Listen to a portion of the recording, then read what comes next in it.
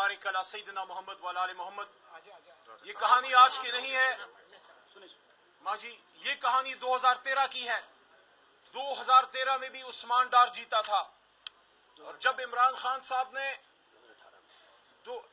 साहब ने जब 4 हलकों की बात की तो इसलिए की थी कि आइंदा से कभी कोई इलेक्शन ना चोरी करे, लेकिन किसी ने उस पे गौर नहीं किया।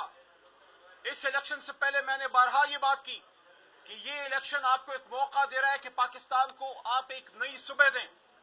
जो 9 अप्रैल की रात पाकिस्तानी अवाम के साथ जुल्म हुआ, जो साजिश हुई, और आज मोहम्मद जुबैर के कहने के बाद तो क्लियर हो गया क्यों उस वक्त आर्मी चीफ बाजवा साहब साबिक वजीर आजम नवाज शरीफ साहब से क्यों मुलाकातें कर रहे थे, किस लिए कर रहे थे। क्या ये अपने हल्फ की पासदारी है?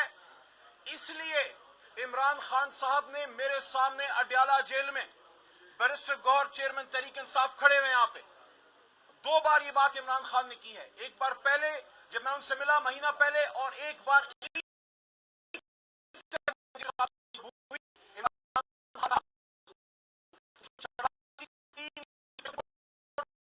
सुप्रीम कोर्ट के चीफ जस्टिस साहब को चाहिए कि इलेक्शन पे जो डाका पड़ा है, जो आज ये फॉर्म 45 के हमारे एमएनएज आए हुए हैं,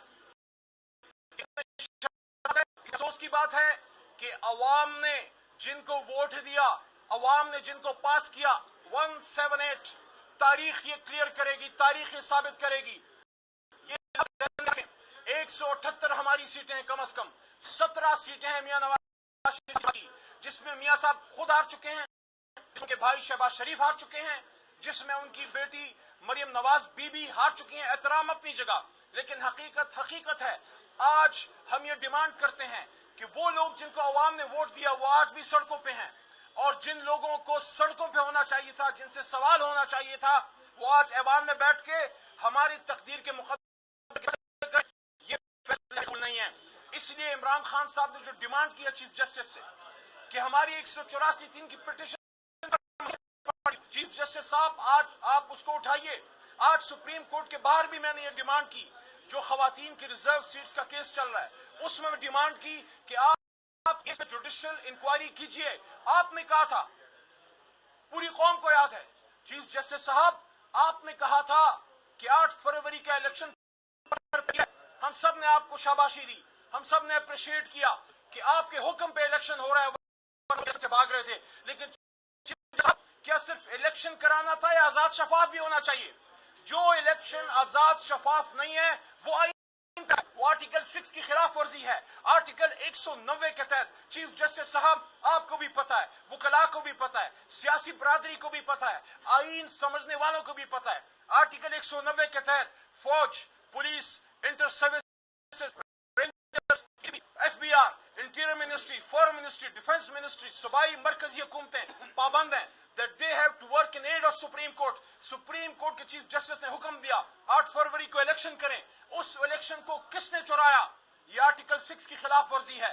इसलिए इमरान खान साहब ने अडयाला जेल की काल कोठरी से ये इस्तदा भेजी है और ये पुरजोर मुतालबा किया है कि चीफ जस्टिस ऑफ पाकिस्तान इस इलेक्शन का ऑडिट करें और असल मैंडेट तहरीक इंसाफ के इन अवामी नुमाइंदों को, जो असल फॉर्म 45 के एमएनएज हैं, इनको वापस करें। आखिरी बात, जब ये असल एमएनएज आएंगे और जब असल वजीर आजम बैठेगा, उसके बाद जो बजट आएगा वो अवामी बजट होगा। फिर फलस्तीन पे भी आवाज आएगी, कश्मीर पे भी आवाज आएगी, और जहां तक ऑपरेशन का ताल्लुक है, कोई ऑपरेशन जो खैबर अवाम को काबिल कबूल नहीं, वजीर आला खैबर पख्तूनख्वा ने कोई उसको ना सपोर्ट करना है, ना उन्हें इजाजत दी है। जो इमरान खान साहब की पॉलिसी है वही सूबाई हुकूमत तहरीक इंसाफ की पॉलिसी है। बहुत शुक्रिया। मुबारक अला सय्यदना मोहम्मद व आले मोहम्मद। ये कहानी आज की नहीं है माँ जी, ये कहानी 2013 की है। 2013 में भी उस्मान डार जीता था। और जब इमरान खान साहब ने जब 4 हलकों की बात की तो इसलिए की थी कि आइंदा से कभी कोई इलेक्शन ना चोरी करे, लेकिन किसी ने उस पे गौर नहीं किया। इस इलेक्शन से पहले मैंने बारहा ये बात की कि ये इलेक्शन आपको एक मौका दे रहा है कि पाकिस्तान को आप एक नई सुबह दें। जो 9 अप्रैल की रात पाकिस्तानी अवाम के साथ जुल्म हुआ, جو سازش ہوئی اور آج محمد زبیر کے کہنے کے بعد تو کلیئر ہو گیا کیوں اس وقت آرمی چیف باجوہ صاحب سابق وزیر اعظم نواز شریف صاحب سے کیوں ملاقاتیں کر رہے تھے, کس لیے کر رہے تھے؟ کیا یہ اپنے حلف کی پاسداری ہے؟ اس لیے عمران خان صاحب نے میرے سامنے اڈیالہ جیل میں بیرسٹر گوہر چیئرمین تحریک انصاف کھڑے ہوئے یہاں پہ 2 بار یہ بات عمران خان نے کی ہے. ایک بار پہلے جب میں ان سے ملا مہینہ پہلے, اور ایک بار